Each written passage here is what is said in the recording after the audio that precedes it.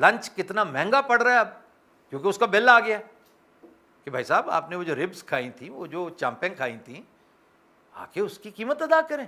Send your forces to Gaza. وہ ایک ایسا سلسلہ، چھوڑیں ریئر ارتھ منرلس کو، وہ تو نہ تھے، نہ ہوں گے، نہ ملیں گے. غزہ بندے تو بھیجیں. اب غزہ بندے بھیجنا اتنا آسان ہے؟ اب غور کریں کہ اس میں مسائل کیا ہو سکتے ہیں، کیا ایشوز ہو سکتے ہیں. اسرائیل اور پاکستان اگر سپاہیوں کو دیکھ، میں ٹاپ کی بات نہیں کر رہا، نیتن یاہو کیا سوچتا ہے مجھے نہیں پتا، ہمارے جرنیل کیا سوچتے ہیں مجھے نہیں پتا، لیکن جو سپاہی سوچتا ہے، وہ چاہے اسرائیل کا ہو چاہے پاکستانی ہو، یہ دونوں کا اٹ کھڑکا ہے. یہ کسی طور ایک دوسرے کے دو آفیسرز ہو سکتے ہیں، سپاہی foot soldiers rank and file نہیں ہو سکتے. اور خاص طور پہ جسے تھوڑی سی بھی مذہب کی پکھ لگی ہو، جسے تھوڑا سا احادیث کا نالج ہو، وہ سوال ہی پیدا نہیں ہوتا.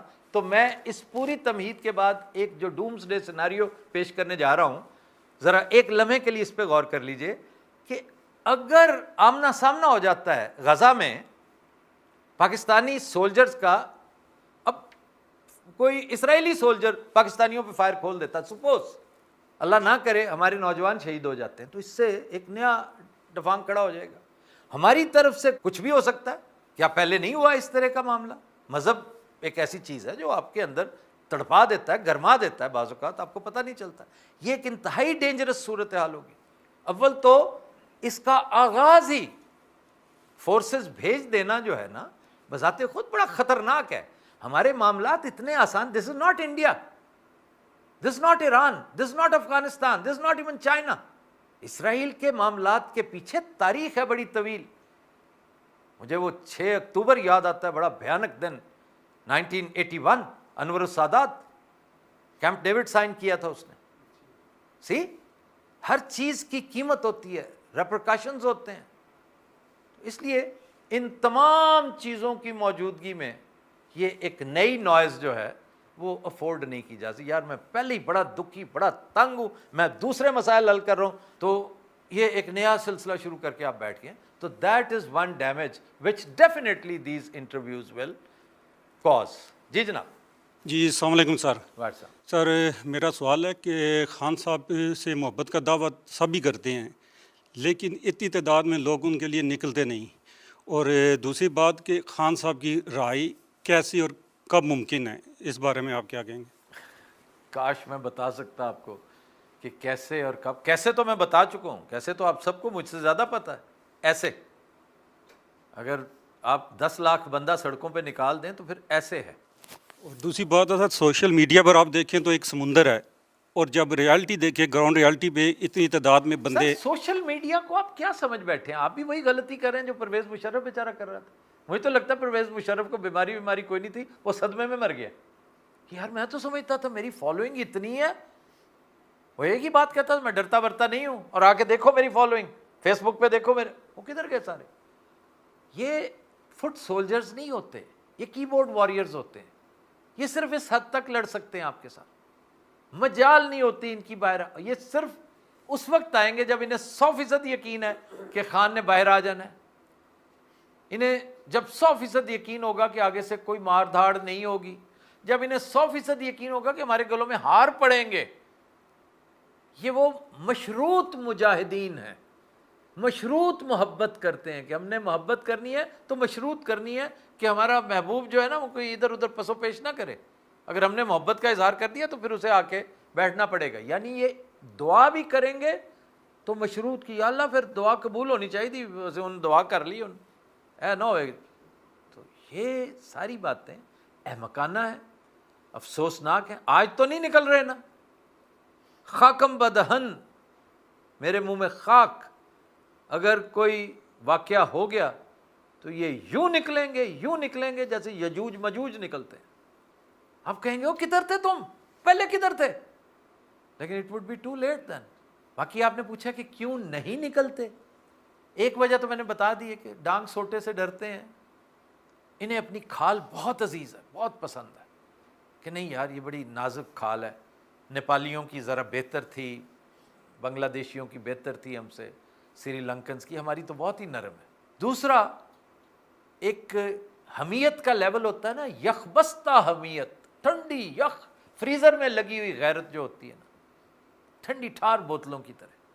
پنجاب خاص طور پہ میں بڑے دعوے سے کہتا ہوں، بڑے افسوس سے کہتا ہوں، پنجاب نے بڑے بڑے مجاہد پیدا کیے ہیں، بڑے بڑے شیر پیدا کیے ہیں. اس وقت روئے زمین پر خدا کی قسم جس لوگوں کو میں جانتا ہوں ان میں نے عمران خان سے زیادہ بہادر آدمی نہیں دیکھا. وہ پنجابی ہے. تو یہ عجیب تماشا، پنجاب کی بھی عجیب قسمت ہے کہ لوگ اس کو اردو سپیکنگ جو ہے نا وہ اس کی زبان کا مذاق اڑاتے ہیں. یہ پنجابی ٹگے بیچارے، انہیں کیا پتا. ٹاپ کا شاعر پنجاب نے اردو کا پیدا کیا. نمبر 2 ٹاپ کا اردو کا شاعر پنجاب نے پیدا کیا. نمبر 3 نمبر 4 پھر جا کے کوئی دوسروں کی باری آتی ہے. ٹاپ کا اردو ناول نگار پنجاب نے پیدا کیا. تو کہنے کا مقصد ہے کہ اس بیچارے نے کا پتہ نہیں کیا قصور ہے. Even composers, songs, singers, South Asia کا سب سے بڑا سنگر میں محمد رفیع کو قرار دیتا ہوں. Is from Lahore. یہ ساری چیزیں اپنی جگہ پر، لیکن پنجاب کی قسمت میں میڈل نہیں آتا. سب سے بہادر آدمی جیل میں پڑا سڑ رہا ہے، خوار ہو رہا ہے، لیکن سب سے بڑا الزام بزدلی کا، بے شرمی کا، بے حمیتی کا وہ پنجاب پہ لگ رہا ہے بھی حقیقت بھی ہے. مطلب یہ کوئی ایسا ہی نہیں کہ آؤٹ آف پروپورشن ہے، غلط ہے، زیادتی ہے. ایسا ہے. ہمارا جوش یخ بستہ ہے. یہ اس وقت اپنا آپ دکھاتا ہے جب چڑیاں چگ گئی کھیت والا حساب ہوتا ہے. when it is too late. تو یہ وجہ ہے کہ لوگ باہر نہیں آ رہے. یہ نکلیں گے.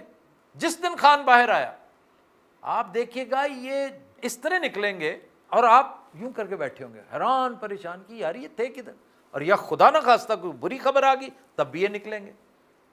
یہ بھی ایک سلسلہ ہے کہ پتہ نہیں، باقی تو اللہ جانتا ہے.